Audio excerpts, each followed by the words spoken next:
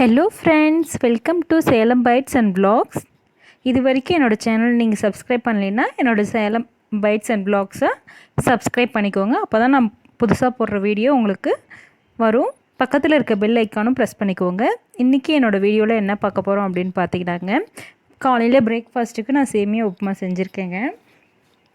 அதுக்கப்புறம் மதியம் உருளைக்கிழங்கும் காலிஃப்ளவரும் வச்சு ஒரு செமி ட்ரையாக ஒரு கறி பண்ணியிருப்பேன். அதை பார்க்கலாங்க. இப்போ நான் சேமியா உப்புமா பண்ணிட்டேன். கிட்டத்தட்ட சேமியா உப்புமா ரெடி ஆகிடுச்சு. சேமியா கிச்சடிங்க அது. இதுதான் எங்களோட காலை உணவு. ஸ்ரீக்கு சேமியா கிச்சடினா ரொம்ப பிடிக்கும். அதனால தான் நான் காலையில் சேமியா உப்புமா பண்ணியிருக்கேன். நான் இது அணில் சேமியாவில் பண்ணியிருக்கேங்க. பாருங்கள், நல்லா உதிரியாக சூப்பராக வந்திருக்கு. நீங்களும் இதேமாதிரி ட்ரை பண்ணுங்கள், ரொம்ப நல்லாயிருக்கும். இப்போ நான் லன்ச் மெனு என்ன பண்ண போகிறேன் அப்படின்னு பார்த்தீங்கன்னாங்க, உருளைக்கிழங்கு காலிஃப்ளவர் மசாலா தாங்க பண்ண போகிறேன். அதுக்கு நான் கடாயில் 2 டீஸ்பூன் ஆயில் ஊற்றிருக்கேங்க. இது ஆயில் கொஞ்சம் சேர்த்து ஊற்றுனீங்கன்னா தான் நல்லாயிருக்கும். 2 பெரிய வெங்காயம் நல்லா பீஜன் கட்டரில் நல்லா பொடியாக கட் பண்ணியிருக்கேன். பொடியாக கட் பண்ணிங்கன்னா தான் நல்லா நம்மளுக்கு கிரேவி நல்லா மெல்ட் ஆகி நல்லா சூப்பராக நல்லாயிருக்கும்.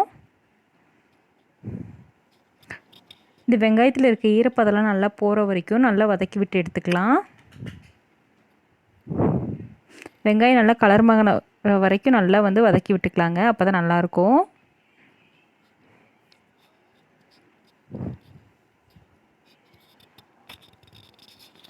இப்போ நான் 2 பச்சை மிளகாயை கட் பண்ணி போட்டிருக்கேங்க.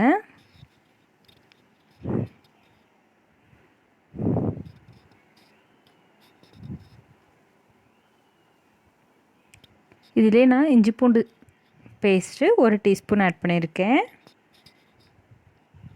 நான் கம்மியான குவான்டிட்டியில் தாங்க ஒரு வேளை நைட்டுக்கு மட்டும் இப்படி பண்ண போகிறேன்.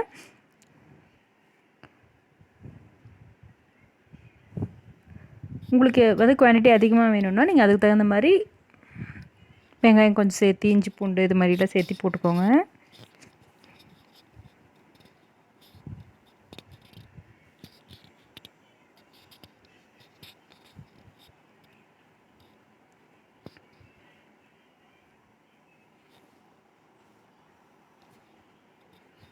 இஞ்சி பூண்டு பேஸ்ட் நல்லா பச்சை வாசனை போகிற வரைக்கும் நல்லா வதக்கி விட்டுக்கலாம்.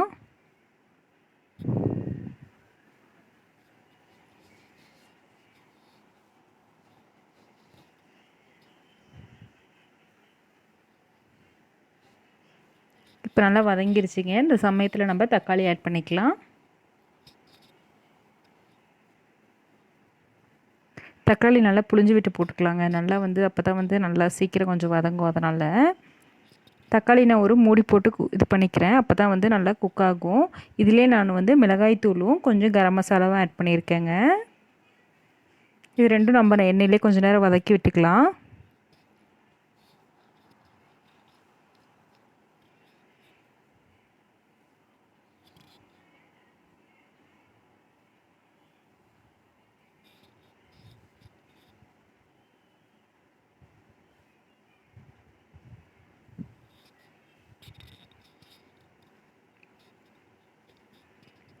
நல்லா எண்ணெயில் நல்லா வதக்கும் பொழுது நல்லா கிரேவிக்கு நல்லா டேஸ்ட் நல்லா கொடுக்குங்க. இப்போ நம்ம கொஞ்சம் தண்ணி விட்டு நல்லா இதை நல்லா குக் பண்ணிக்கலாம். மசாலாவோட பச்சை வாசனை போகிற வரைக்கும் நல்லா குக் ஆகட்டும் அப்படியே தண்ணியிலே.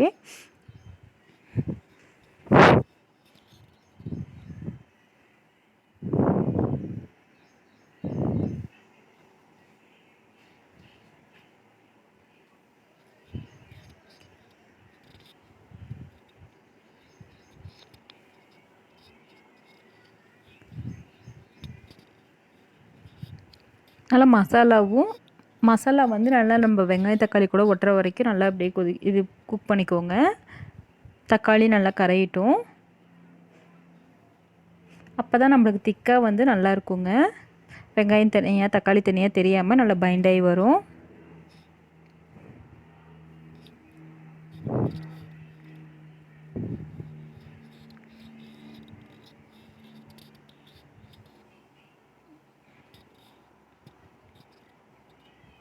இப்போ மசாலா நல்லா ஃப்ரை ஆகிடுச்சு. நம்ம இதிலே உருளைக்கிழங்கு காலிஃப்ளவர் ஆட் பண்ணிக்கலாம். நான் வந்து 2 உருளைக்கிழங்கு, ஒரு சின்ன பூ காலிஃப்ளவர் எடுத்திருக்கேங்க.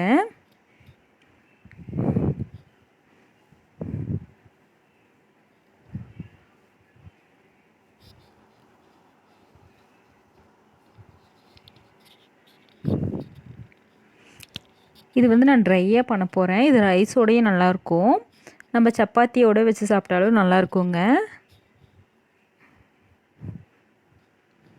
நல்லா எண்ணெயிலே கொஞ்சம் நேரம் வதக்கி விட்டுட்டு நம்ம அதுக்கப்புறம் நல்லா தண்ணி ஊற்றி நல்லா குக் பண்ணிக்கலாம்.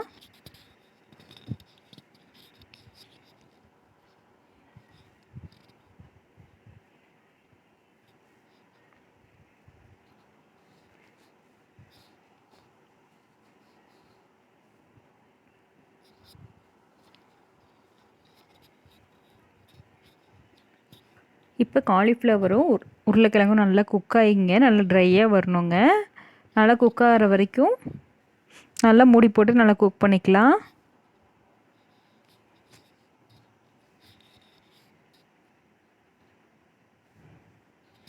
இது நல்லா வேகிற அளவுக்கு தண்ணி விட்டுட்டு தேவையான அளவு உப்பு சேர்த்துக்கலாங்க.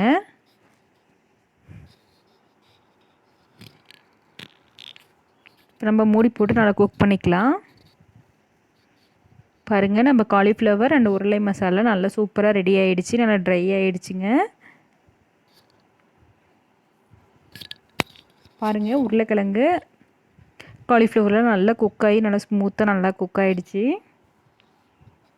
அவ்வளோதான், ரெடி ஆகிடுச்சு. நம்ம ஃபைனலாக கொத்தமல்லி இலையை போட்டு நம்ம கார்னிஷ் பண்ணிக்கலாம்.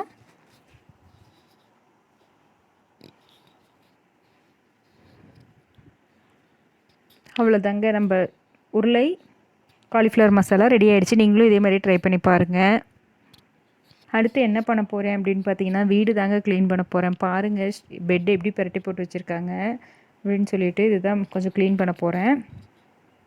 பெட்ஷீட்லாம் எடுத்து மாற்றிட்டு இப்போ நான் இந்த பெட்ரூம் தான் க்ளீன் பண்ண போகிறேங்க.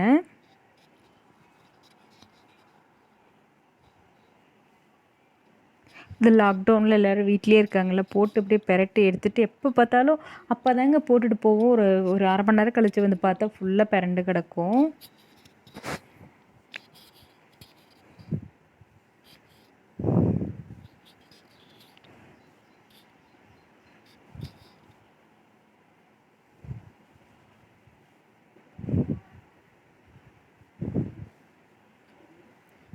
நான் பெட்ஷீட் மாற்றிக்கலாம், வேறு பெட்ஷீட் போட்டு போகிறேன். ஸ்ரீகிட்ட சொல்லியிருக்கிறேன், பெட்ஷீட்டு நீ தான் இந்த பெட்ரூம்க்கு இன்சார்ஜ், நீ தான் கலையாத பார்த்துக்கணும் அப்படின்னு சொல்லிட்டு அவரும் சரிம்மான்ருக்கிறாரு. பார்க்கலாம். நல்லா உள்ளே பிடிச்சி எல்லாம் தள்ளி விட்டுடலாங்க.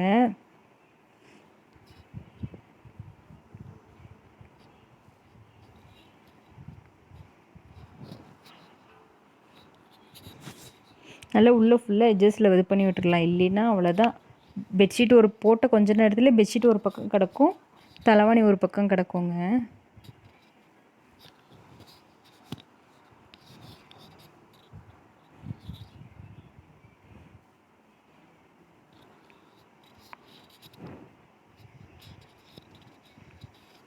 பசங்களாம் வீட்டில் இருக்கிறதுனால 4 நாளைக்கு ஒருக்கா வந்து பெட்ஷீட்டை வாஷ் பண்ணாதாங்க நல்லாயிருக்கும்.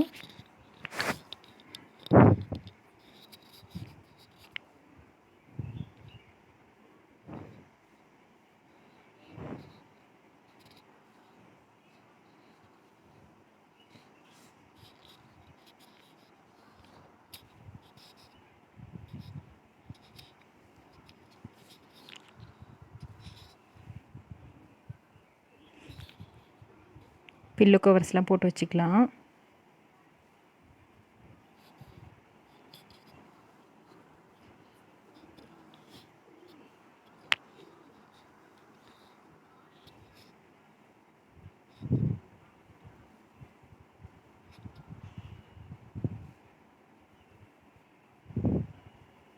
இப்போ இதெல்லாம் போய் துவைக்கிற இடத்துல போட்டு வந்துடலாங்க. ஸ்ரீ என்ன பண்ணுவான் அப்படின்னு பார்த்தீங்கன்னா, சாக்லேட்டு சாப்பிட்டுட்டுங்க அந்த பெட்டு சந்தில் தாங்க எல்லா குப்பையும் போட்டு வச்சுருப்பார். அதனால் அந்த சைடு ஃபுல்லாக கொஞ்சம் நான் க்ளீன் பண்ண போகிறேன்.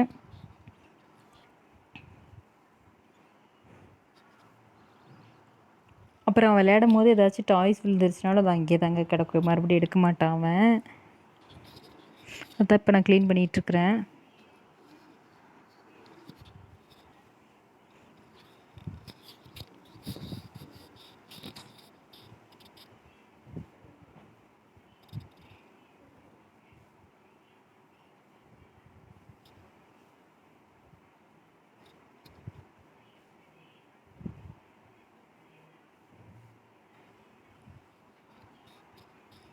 இது முடிச்சுட்டு ஹாலும் அப்படி தாங்க பெப்பர் பேன் போட்டு வச்சுருக்கான். ஹாலும் கொஞ்சம் க்ளீன் பண்ணணும்.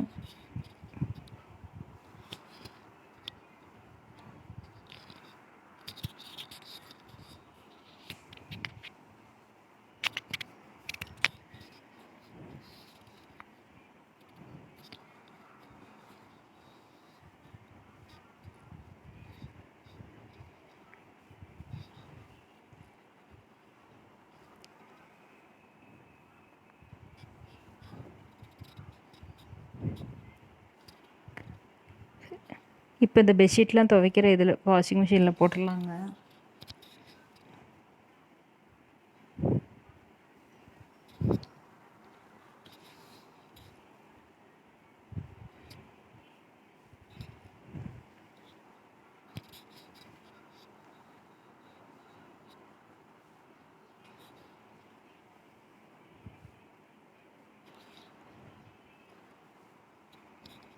இது ரன் ஆகிட்டுருக்கட்டும். அதுக்குள்ளே நான் ஹாலும் போய் க்ளீன் பண்ணிட்டு வந்துடுறேன்.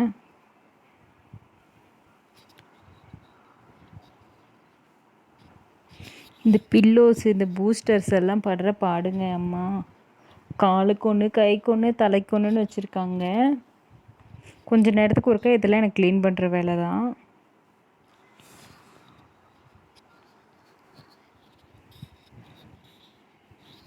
எடுத்த இடத்துலேயே போட்டுருவாங்க எல்லாம்.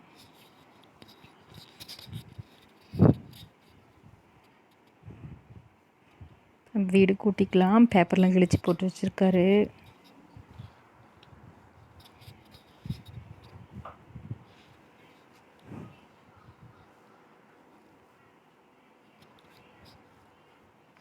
அவ்வளோதாங்க. இந்த ஹால் க்ளீன் பண்ணி முடிச்சுட்டு அதுக்கப்புறம் அவ்வளோதான். கிட்டத்தட்ட மதியானம் வேலை முடிஞ்சிருச்சு. சமையலும் ஆயிடுச்சு. அதுக்கப்புறம் மதியானம் ரெஸ்ட் எடுக்கிற வேண்டியது தான்.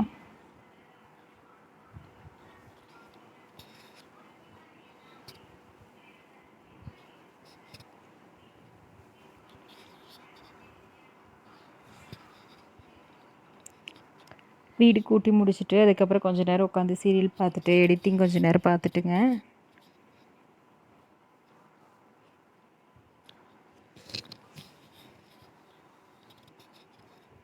அவ்வளோதான். அதுக்கப்புறம் ரெஸ்ட்டு.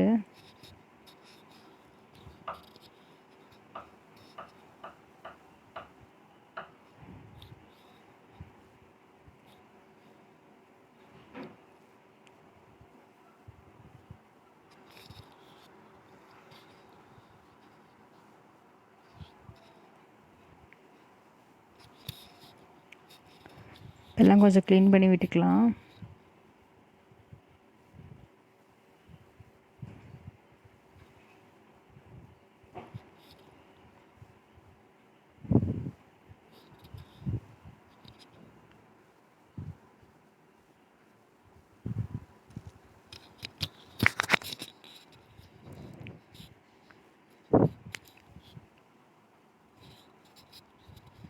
இதெல்லாம் க்ளீன் பண்ணிகிட்ருக்கேங்க.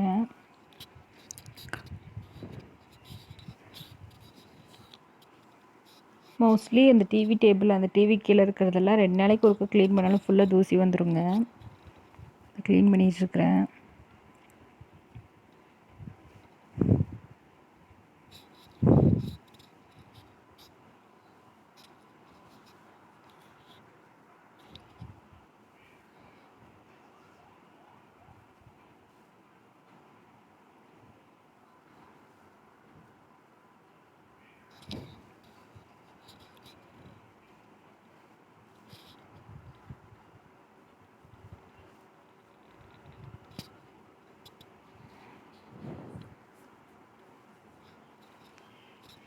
அவ்வளோதாங்க. கிட்டத்தட்ட என்னோடய வேலைகள்லாம் முடிஞ்சுது.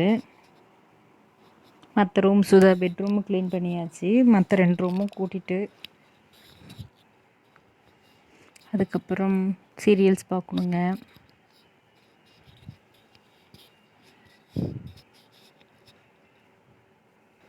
நீங்கள் என்னோடய ப்ளாக்ஸை பார்த்து என்ஜாய் பண்ணியிருப்பீங்கன்னு நினைக்கிறேங்க. உருளைக்கிழங்கு காலிஃப்ளவர் மசாலா, அதுக்கப்புறம் நான் எனக்கு சேமியா அது தாங்க பண்ணி காமிச்சிருப்பேன். அப்புறம் பார்த்து என்ஜாய் பண்ணியிருப்பீங்கன்னு நினைக்கிறேங்க. என்னோடய வ்ளாக்ஸ் உங்களுக்கு பிடிச்சிருந்ததுன்னா என்னோடய சேனலை லைக் பண்ணுங்கள், ஷேர் பண்ணுங்கள், சப்ஸ்கிரைப் பண்ணுங்கள். எல்லோரும் வீட்டிலே இருங்க. Stay safe, be healthy. Thank you. Take care. Bye by.